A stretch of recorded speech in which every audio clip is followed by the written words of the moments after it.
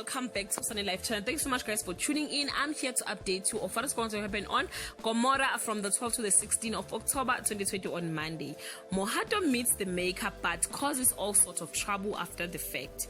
A new detective shows up in town, catching Tati and Sonto by surprise. Melusi and the boys get into a cat and a mouse game of punishment and revenge. On Tuesday, Ntokozo and Teddy lose the bet and more.